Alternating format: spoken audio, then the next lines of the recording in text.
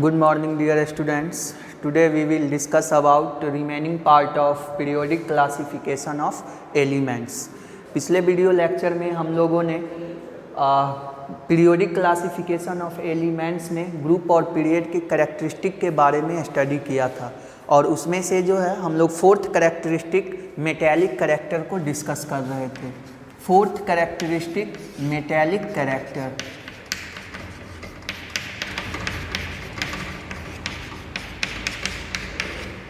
Metallic character को discuss कर रहे थे। तो इस मेटैलिक कैरेक्टर को हम लोग ग्रुप और पीरियड में डिस्कस कर लिए थे। मेटैलिक कैरेक्टर जो है टॉप टू बॉटम ग्रुप में आने पे क्या हुआ था, इंक्रीज किया था, और पीरियड में लेफ्ट टू राइट जाने पे डिक्रीज किया था। तो ये जो है मेटैलिक कैरेक्टर के बारे में हो गया। अब इसी टॉपिक के अंदर जो है हमें नॉन मेटैलिक कैरेक्टर को भी देख लेना है। नॉन मेटैलिक कैरेक्टर जस्ट इसका रिवर्स हो जाएगा। मेटैलिक कैरेक्टर जो था हम लोगों ने शॉर्ट में लिखते हैं मेटैलिक कैरेक्टर। ये प्रोपोर्शनल आया था एटॉमिक साइज का, यानी कि जो एटॉमिक साइज का पैटर्न पढ़े थे या एटॉमिक रेडियस का, उसके डायरेक्टली प्रोपोर्शनल था मेटैलिक कैरेक्टर। अब इसके बाद हम लोग नॉन मेटैलिक कैरेक्टर को इसी में डिस्कस करते हैं। तो नॉन मेटैलिक कैरेक्टर जो होगा, नॉन मेटैलिक कैरेक्टर को शॉर्ट में लिख दिए हैं। नॉन मेटैलिक कैरेक्टर वो एटॉमिक साइज के साथ किस तरीके से लिंक करेगा, तो पहले नॉन मेटल्स का डेफिनेशन देख लेते हैं।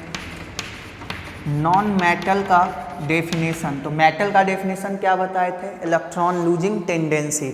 नॉन मेटल का इसका जस्ट रिवर्स हो जाएगा, इलेक्ट्रॉन गेनिंग टेंडेंसी। यानी कि नॉन मेटल जो होगा इलेक्ट्रॉन गेन करेगा, और इलेक्ट्रॉन गेन करेगा तो एटम किस में कन्वर्ट हो जाएगा, आयन में। कौन सा आयन, एनाइन में। तो नॉन मेटल जो है इलेक्ट्रॉन गेन करके एनाइन का फॉर्मेशन करेगा।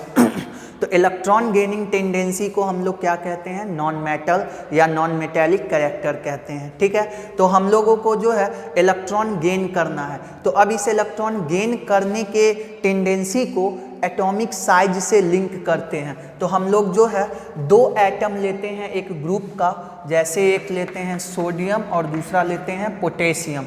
सोडियम और पोटेशियम, सोडियम पोटेशियम, कॉन्फ़िगरेशन 281 2881। इसमें नंबर ऑफ सेल कितना है, 3 है। तो 1 2 3, और पोटेशियम में कितना है, 4, 1 2 3 4। ये यहाँ पे जो है 1 2 3 4। अब यहाँ पे जो है ये नॉन मेटैलिक कैरेक्टर हम लोग को देखना था। सॉरी, एग्जाम्पल चेंज करते हैं। यहाँ सोडियम के जगह पे हम लोग जो है क्लोरीन ले लेते हैं, या फिर फ्लोरीन ले लेते हैं। नॉन मेटल्स का एग्जाम्पल लेके एक्सप्लेन करते हैं। फ्लोरीन और यहाँ पे क्लोरीन लेते हैं। फ्लोरीन का 2,7 एटॉमिक नंबर 9 है, क्लोरीन का 287। यहाँ पे फ्लोरीन में नंबर ऑफ सेल कितना है, नंबर ऑफ सेल 2 है। तो ये न्यूक्लियस 1 2, क्लोरीन 1 2 3। तो यहाँ पे देख सकते हैं दोनों ही ऑक्टेट पूरा करना चाहेगा। क्यों, क्योंकि ऑक्टेट पूरा करने से दोनों स्टेबल हो जाएगा। तो यहाँ पे दो कंडीशन है। तो इसमें से जो है ये स्टेबल होने के लिए क्या करेगा, तो 1 इलेक्ट्रॉन का क्या करेगा, गेन करेगा। और ये भी 7 से इसको 8 होना है, तो इसके पास भी 2 कंडीशन है कि ये अपना 7 इलेक्ट्रॉन लूज कर ले या 1 गेन कर ले। तो 7 का लूज करना नॉट पॉसिबल, 1 का गेन करना 7 के लूज करने से ज़्यादा आसान है। तो ये 1 इलेक्ट्रॉन का यहाँ पे क्या कर लेगा, गेन कर लेगा। सिंपल सा याद रखेंगे, 7 इलेक्ट्रॉन का लूज करना पॉसिबल नहीं है, 1 इलेक्ट्रॉन का गेन करना यहाँ पे पॉसिबल है। और यहाँ पे भी वही सिचुएशन है। तो अब यहाँ पे 1 इलेक्ट्रॉन को गेन करना है। तो इस साइज पे देखते हैं, फ्लोरीन का साइज छोटा है क्लोरीन से, तो इसमें 1 इलेक्ट्रॉन आ रहा है गेन करने के लिए, और यहाँ भी 1 इलेक्ट्रॉन आ रहा है, ये इसको गेन करेगा। तो अब यहाँ पे देख सकते हैं कि इसका साइज छोटा है, तो छोटा साइज होने के कारण इनकमिंग इलेक्ट्रॉन जो न्यूक्लियस के क्या होगा, ज़्यादा क्लोज आ जाएगा। और यहाँ पे साइज बड़ा होने के कारण इनकमिंग इलेक्ट्रॉन न्यूक्लियस से क्या होगा, दूर होगा, क्योंकि इस इलेक्ट्रॉन को गेन करना है, मतलब पुल करेगा तो ये न्यूक्लियस ही करेगा, क्योंकि इसके आउटर में तो इलेक्ट्रॉन है, वो तो इसको रिपेल ही करेगा। तो यहाँ पे इनकमिंग इलेक्ट्रॉन न्यूक्लियस से ज़्यादा दूर है तो फोर्स ऑफ अट्रैक्शन क्या होगा, वीक होगा। यहाँ पे इनकमिंग इलेक्ट्रॉन न्यूक्लियस के ज़्यादा क्लोज है तो फोर्स ऑफ अट्रैक्शन ज़्यादा होगा, और ज़्यादा force of attraction it means कि ये इलेक्ट्रॉन गेन क्या करेगा, जल्दी करेगा, और ये थोड़ा देर से करेगा। तो यहाँ पे जो है इनकमिंग इलेक्ट्रॉन यहाँ पे ज़्यादा पुल होगा न्यूक्लियस के द्वारा, जिसके कारण ये इलेक्ट्रॉन गेनिंग टेंडेंसी इसका क्या हुआ, ज़्यादा हुआ।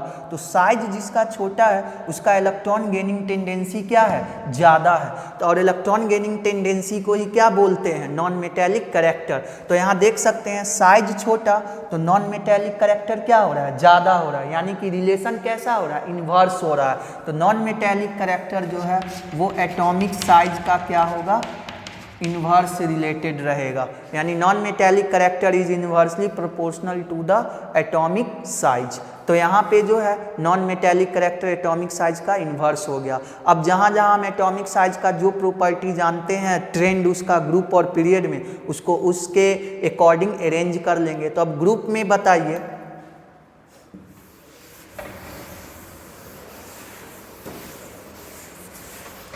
ग्रुप में जो है टॉप टू बॉटम आने पे साइज क्या होता है, इंक्रीज करता है। तो ग्रुप में जो है,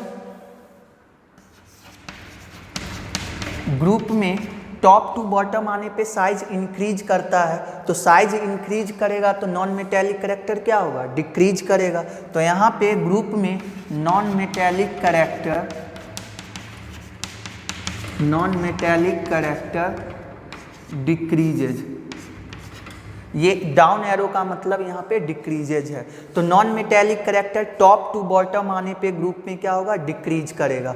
और पीरियड का बात करेंगे तो पीरियड में जो है लेफ्ट टू राइट मूव करना है, तो लेफ्ट टू राइट मूव करेंगे तो नॉन मेटेलिक कैरेक्टर क्या होगा, तो पीरियड में left to right size decrease करता है तो नॉन मेटेलिक कैरेक्टर क्या होगा, इंक्रीज करेगा।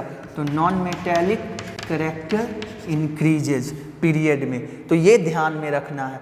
अब यहाँ पे जो है मेटेलिक कैरेक्टर का ही एक दूसरा नाम भी है जिसको इलेक्ट्रोपॉजिटिव कैरेक्टर कहते हैं, इलेक्ट्रोपॉजिटिव कैरेक्टर।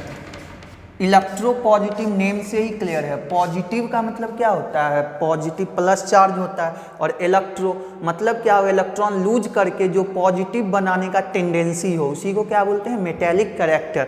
उसके बाद जो है नॉन मेटेलिक कैरेक्टर का भी एक दूसरा नाम है जिसको इलेक्ट्रोनिगेटिव बोलते हैं, इलेक्ट्रोनिगेटिव।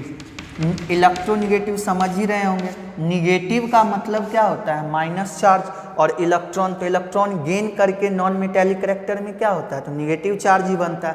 तो मेटेलिक कैरेक्टर का दूसरा नाम इलेक्ट्रोपॉजिटिव भी या फिर इलेक्ट्रोपॉजिटिव कैरेक्टर भी बोलेगा तो यही ऑर्डर में अरेंज करना है, और इलेक्ट्रोनिगेटिव भी बोलेगा तो नॉन मेटेलिक का जो ऑर्डर है वही लिखना है। इलेक्ट्रोपॉजिटिव और मेटेलिक कैरेक्टर में थोड़ा सा डिफरेंस है जो कि हम लोग क्लास 11th में पढ़ेंगे, और नॉन मेटेलिक कैरेक्टर और इलेक्ट्रोनिगेटिव या इलेक्ट्रोनिगेटिविटी उसमें भी थोड़ा सा डिफरेंस है जो हम लोग क्लास 11th में पढ़ लेंगे। फिलहाल यहाँ पे जो नॉन मेटेलिक कैरेक्टर का ऑर्डर होगा वही इलेक्ट्रोनिगेटिव का भी होगा, और इलेक्ट्रोपॉजिटिव का जो ऑर्डर होगा सेम होगा मेटेलिक कैरेक्टर जैसा, ठीक है। तो ये यहाँ पे ध्यान में रखेंगे। तो अब हमसे कोई क्वेश्चन पूछे फ्लोरीन और क्लोरीन में मोर इलेक्ट्रोनिगेटिव कौन है, फ्लोरीन और क्लोरीन में, तो इलेक्ट्रोनिगेटिव तो स्ट्राइक करना चाहिए नॉन मेटेलिक कैरेक्टर, और नॉन मेटेलिक कैरेक्टर तो ये फ्लोरीन क्लोरीन दोनों एक ग्रुप का एलिमेंट है। कैसे डिसाइड करेंगे, कन्फिग्रेशन से 2,7 2 8 7 वैलेंस इलेक्ट्रॉन सेम है तो सेम ग्रुप का है, और ग्रुप में इसका देख सकते हैं एटॉमिक नंबर 9 है और इसका एटॉमिक नंबर 17 है, 17 है। तो यहाँ पे फ्लोरीन ऊपर होगा और क्लोरीन नीचे होगा। अब इसमें हमें देखना क्या है, इलेक्ट्रोनिगेटिव कौन है ज़्यादा फ्लोरीन क्लोरीन में, तो इलेक्ट्रोनिगेटिव जो होता है वो एटॉमिक साइज का इन्वर्स होता है। तो इसमें दोनों में जो छोटा होगा तो छोटा कौन होगा, जो ग्रुप में ऊपर होगा, तो फ्लोरीन ऊपर है इसीलिए इसका साइज छोटा होगा, साइज छोटा है तो ये क्या होगा, मोर इलेक्ट्रोनिगेटिव। तो याद रखेंगे फ्लोरीन जो है क्लोरीन से ज़्यादा मोर इलेक्ट्रोनिगेटिव है। तो ये यहाँ पे हो गया इलेक्ट्रोनिगेटिव के बारे में। अगर नॉन मेटल भी पूछे फ्लोरीन क्लोरीन में कौन ज़्यादा, किसमें ज़्यादा नॉन मेटेलिक करैक्टर है, तो फ्लोरीन में ज़्यादा नॉन मेटेलिक करैक्टर होगा ड्यू टू स्मॉलर साइज। और वही मेटेलिक करैक्टर दोनों में पूछे तो फ्लोरीन क्लोरीन में मोर मेटेलिक करैक्टर किस में होगा, तो क्लोरीन में ड्यू टू लार्जर साइज। तो सिंपल सा साइज के ऊपर ही इसको डिसाइड कर लेना है, ठीक है। अब यहाँ पे जो है एक क्वेश्चन और देखते हैं, मैग्नीशियम और कैल्शियम में दोनों में मोर मेटेलिक करैक्टर किसके पास है, मैग्नीशियम या कैल्शियम। तो मेटल के केस में लार्जर साइज देखना है, तो मैग्नीशियम कैल्शियम में लार्जर साइज किसका है, कैल्शियम। तो मैग्नीशियम से ज़्यादा अच्छा मेटल कौन होगा, कैल्शियम, यानी कि calcium is the more metallic character than the magnesium, यानी कि कैल्शियम जो है वो अच्छा मेटल होगा मैग्नीशियम से। तो यहाँ पे जो है ये मेटेलिक करैक्टर कंप्लीट हो गया, इसको ध्यान में रखना है। और ये यहाँ पे जो पॉइंट्स लिखा हुआ है इसको थोड़ा ध्यान से रखना है, ठीक है। तो ये फोर्थ मेटेलिक करैक्टर कंप्लीट हो गया। अब इसके बाद जो है हम लोग को फिफ्थ कैरेक्टरिस्टिक देखना है ग्रुप और पीरियड में, और फिफ्थ कैरेक्टरिस्टिक है उसका नाम है केमिकल रिएक्टिविटी।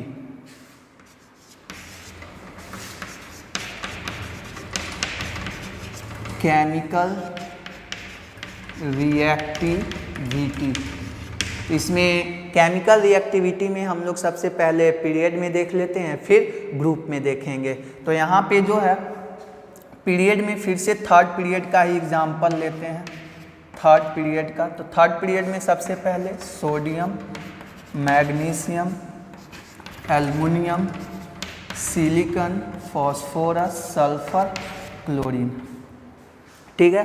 अब इसके बाद इसमें केमिकल रिएक्टिविटी देखना है।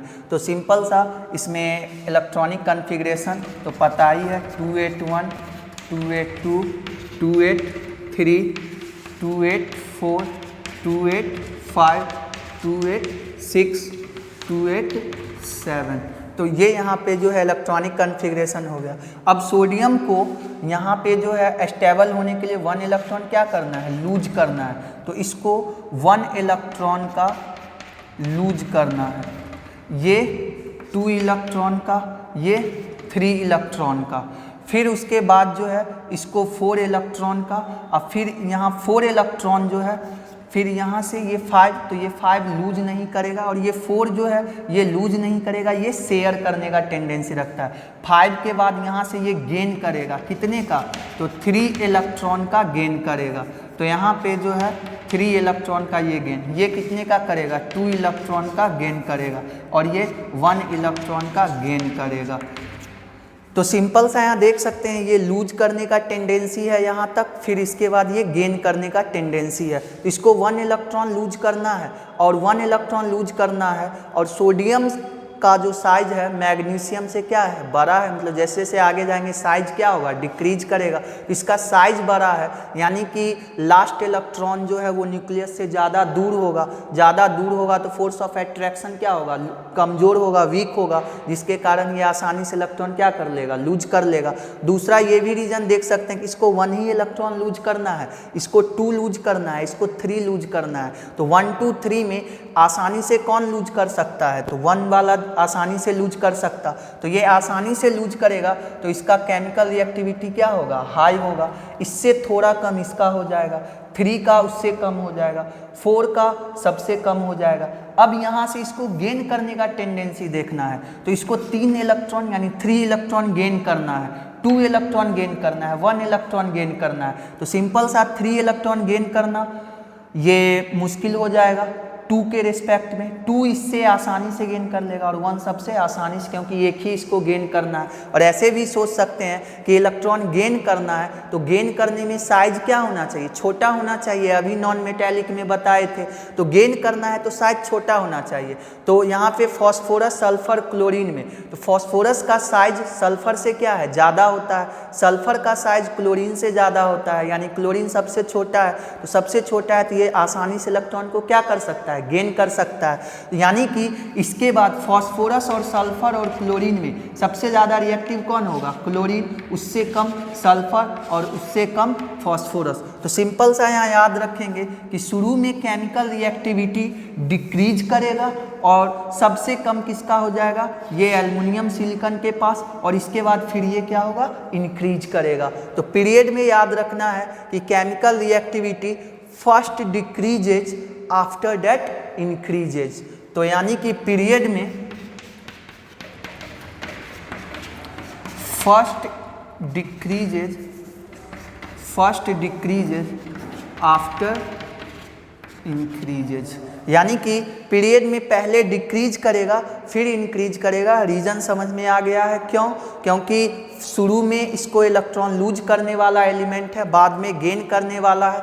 लूज करने वाले में हमें साइज देखना है, तो जिसका साइज जितना बड़ा होगा वो आसानी से लूज करेगा। तो यहाँ पे पीरियड में जो सबसे लेफ्ट होता है उसका साइज सबसे बड़ा होता है, तो वो आसानी से लूज कर लेगा। धीरे धीरे लूजिंग टेंडेंसी घटता जाएगा, डिक्रीज करता जाएगा, और गेनिंग टेंडेंसी क्या होगा? इंक्रीज करता जाएगा। तो पीरियड में सबसे लेफ्ट में यानी एक्सट्रीम लेफ्ट में ये जो होगा बेस्ट मेटल रहेगा अपने पीरियड का, और पीरियड हर एक पीरियड के एक्सट्रीम राइट में जो है सबसे बेस्ट नॉन मेटल मिलेगा। यानी कि एक्सट्रीम लेफ्ट मेटल और एक्सट्रीम राइट क्या होगा? Non metal. यानी कि ये मेटल अपने पीरियड में और ये नॉन मेटल होगा, just like metal non metal के तरह। तो क्लियर हो गया होगा केमिकल रिएक्टिविटी पीरियड में क्या होगा कि first decreases after that increases. अब इसके बाद ग्रुप में हम लोग देख लेते हैं, और ग्रुप में देखने से पहले एक एग्जांपल ले लेते हैं। जैसे हम लोगों से पूछे मैग्नीशियम और एल्युमिनियम में ज़्यादा रिएक्टिव कौन है? तो मैग्नीशियम 282 283 दिख रहा है, एक पीरियड का है, 3 सेल है। नंबर ऑफ सेल कितना है? 3 है। तो सेम पीरियड का एलिमेंट है और पीरियड में जिसका एटॉमिक नंबर कम होता है वो लेफ्ट रहता है और जिसका ज़्यादा होता है वो राइट होता है। और ये यहाँ पे जो है दोनों को लूज ही करना है, 2 और 3, इसको 2 लूज करना है, इसको 3 लूज करना है। तो ज़्यादा रिएक्टिव कौन होगा? 2 लूज करने वाला। तो यानी मैग्नीशियम और एल्युमिनियम में मोर रिएक्टिव कौन होगा? मैग्नीशियम होगा।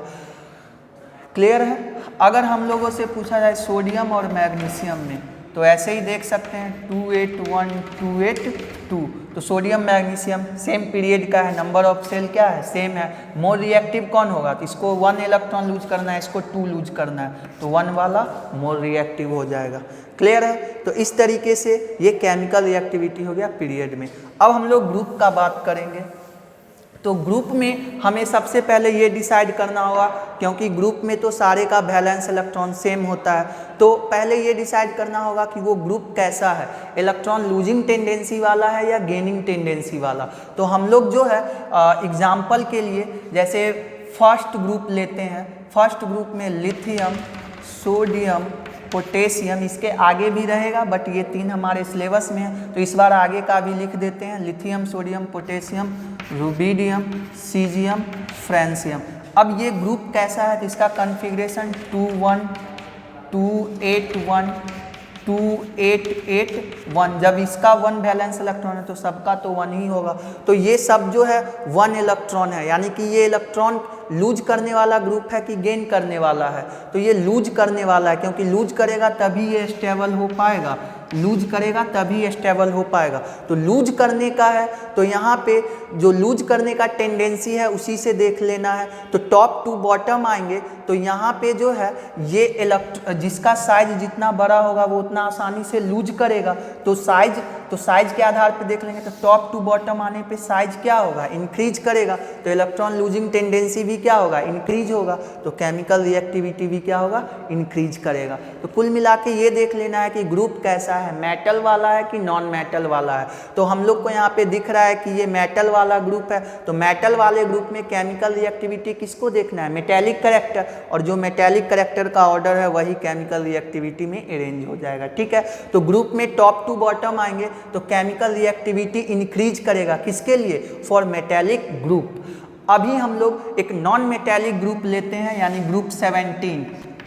इसमें स्टार्ट होगा फ्लोरीन, क्लोरीन, आगे भी है ब्रोमीन, आयोडीन, सिलेबस तो क्लोरीन तक है बट इसको भी लिख दिए fluorine, chlorine, bromine, iodine.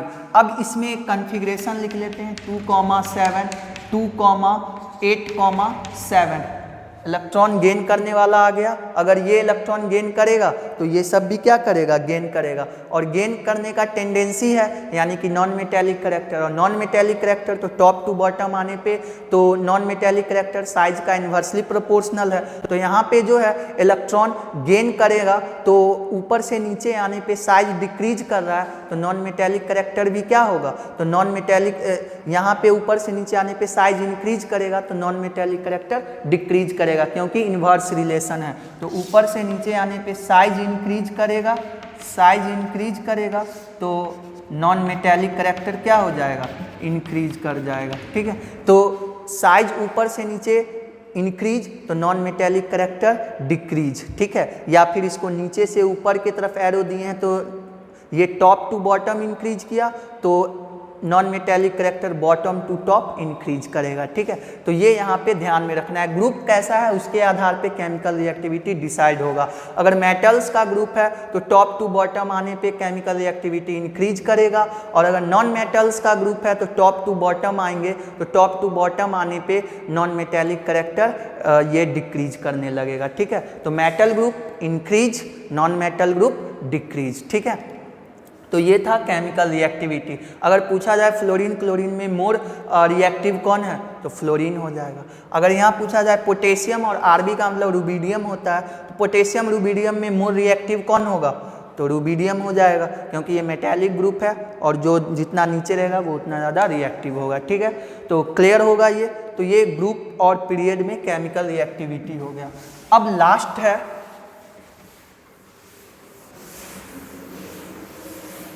Nature of oxide.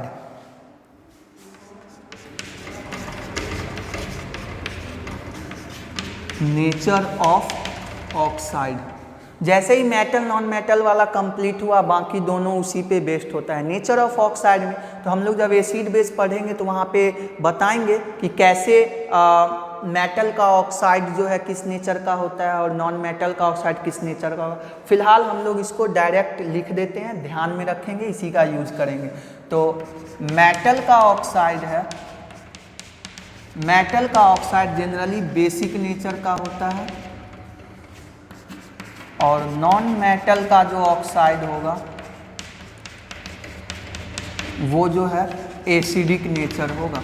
तो यहाँ मेटल का ऑक्साइड का ये एलिमेंट का जो ऑक्साइड होगा उसका नेचर दो ही होगा, एसिडिक, बेसिक। और एक और नेचर यहाँ पे यूज करेंगे एम्फोटेरिक, एम्फोटेरिक ऑक्साइड। तो एम्फोटेरिक ऑक्साइड का मतलब होगा कि एसिडिक और बेसिक दोनों टेंडेंसी होगा, वो सिचुएशन के अकॉर्डिंग काम करेगा कि कहीं पे वो एसिडिक भी रहेगा कहीं पे वो बेसिक भी रहेगा। ठीक है, तो यहाँ पे जो है ये तीन चीज़ ध्यान में रखना है। तो अब मेटल का ऑक्साइड बेसिक नेचर का, तो हमें यहाँ पे पीरियड में देखना होगा बेसिक नेचर। तो बेसिक नेचर इट मीन्स हमें उसे एलिमेंट जो ऑक्साइड है, जिस एलिमेंट का भी ऑक्साइड है उसका मेटेलिक टेंडेंसी देख लेंगे।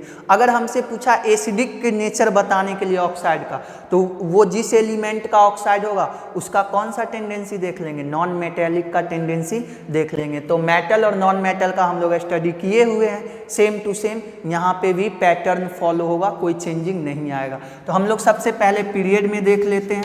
पीरियड में थर्ड पीरियड ही एग्जाम्पल लेते हैं, sodium, magnesium, aluminium, silicon, phosphorus, sulphur, chlorine. अब यहाँ पे जो है सोडियम ये बेस्ट मेटल है, बताए थे अभी, और यहाँ पे ये बेस्ट नॉन मेटल है। तो हम लोग जो है यहाँ पे मेटल के लिए अगर आगे बढ़ेंगे तो मेटेलिक टेंडेंसी क्या होता है, डिक्रीज करता है, और नॉन मेटेलिक टेंडेंसी क्या था, इंक्रीज किया था इधर। तो अभी हम लोग यहाँ पे जो है ये बेस्ट मेटल है तो इसका ऑक्साइड जो होगा तो इसके ऑक्साइड को ऊपर लिख देते हैं या नीचे ही लिखते हैं, Na2O, MgO, Al2O3 ऐसे करके सबका ऑक्साइड लिख सकते हैं। तो यहाँ Na2O जो है वो इसमें सबसे ज़्यादा बेसिक नेचर का होगा, यानी कि बेसिक स्ट्रेंथ आगे बढ़ने से यानी कि लेफ्ट टू राइट जाने पे क्या होगा, तो बेसिक स्ट्रेंथ डिक्रीज करेगा।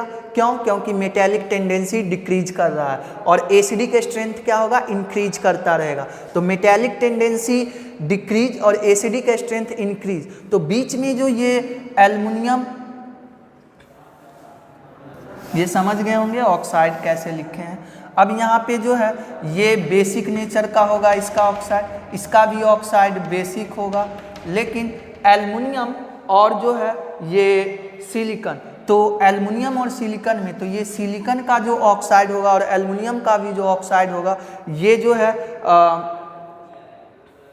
ये जो है यहाँ पे एल्युमिनियम और सिलिकॉन का ऑक्साइड जो है ये किस नेचर का हो जाएगा, तो एम्फोटेरिक हो जाएगा, क्योंकि ये बीच में है, क्योंकि बेसिक स्ट्रेंथ डिक्रीज कर रहा है और एसिडिक इंक्रीज कर रहा है। तो यहाँ पे आके दोनों में 50-50 हो जाएगा, बेसिक और एसिडिक। उसके बाद फिर यहाँ से एसिडिक क्या हो जाएगा, इंक्रीज करने लगेगा और बेसिक डिक्रीज। तो एसिडिक अगर इंक्रीज किया तो इसका ओवरऑल टेंडेंसी क्या मानेंगे, एसिडिक मानेंगे। तो यहाँ पे ये ध्यान रखना है कि बेसिक स्ट्रेंथ डिक्रीज करेगा तो सोडियम मैग्नीशियम का ऑक्साइड बेसिक नेचर का होगा, एल्युमिनियम सिलिकॉन का ऑक्साइड एम्फोटेरिक, और फास्फोरस सल्फर क्लोरीन का ऑक्साइड क्या होगा, एसिडिक। क्यों एसिडिक होगा, क्योंकि ये सब नॉन मेटल है, और नॉन मेटल का ऑक्साइड किस नेचर का होता है, एसिडिक, और मेटल का ऑक्साइड बेसिक। तो ये तो हो गया पीरियड के बारे में। अब ग्रुप के बारे में, तो ग्रुप में भी सिमिलर चलेगा, बस ये देख लेना है कि ग्रुप कैसा है।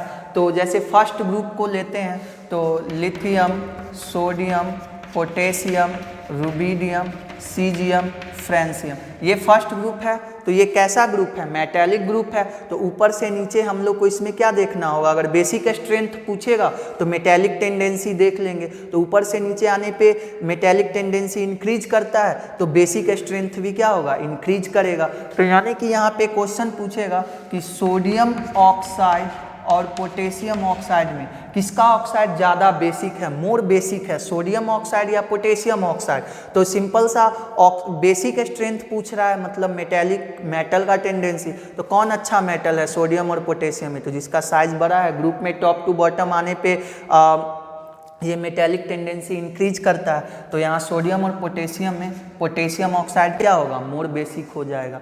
क्लियर है। अगर ऐसे ही हम लोग से ग्रुप 17 में फ्लोरीन, क्लोरीन, ब्रोमीन, आयोडीन इसमें आना है तो यहाँ पे क्या देखना होगा, एसिडिक स्ट्रेंथ। तो ऊपर से नीचे आने पे एसिडिक स्ट्रेंथ मतलब नॉन मेटेलिक टेंडेंसी। तो नॉन मेटेलिक टेंडेंसी क्या करता है, डिक्रीज करता है। तो नॉन मेटेलिक टेंडेंसी डिक्रीज किया तो एसिडिक स्ट्रेंथ भी क्या होगा, डिक्रीज करेगा।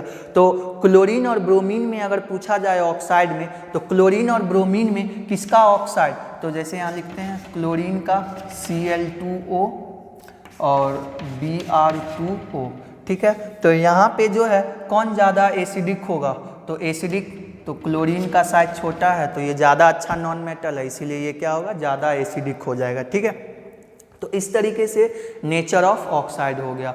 तो हम लोगों ने यहाँ पे जो है 6th कैरेक्टरिस्टिक को पढ़ा था। ये कैरेक्टरिस्टिक का नाम क्या था, नेचर ऑफ ऑक्साइड। और ऑक्साइड का नेचर दो होगा, एसिडिक और बेसिक। अगर दोनों 50-50 है तो ऐसे ऑक्साइड को एम्फोटेरिक ऑक्साइड कहते हैं। और यहाँ पे जो है हमें पीरियड और ग्रुप में अगर बेसिक पूछा तो दिमाग हमें बेसिक पे नहीं मेटालिक टेंडेंसी पे लगाना है, और अगर एसिडिक पूछा तो नॉन मेटल पे वाला टेंडेंसी लगाना है। तो हम मेटल नॉन मेटल का जो ट्रेंड पढ़े हैं वही यहाँ एसिडिक और बेसिक का हो जाएगा, ठीक है।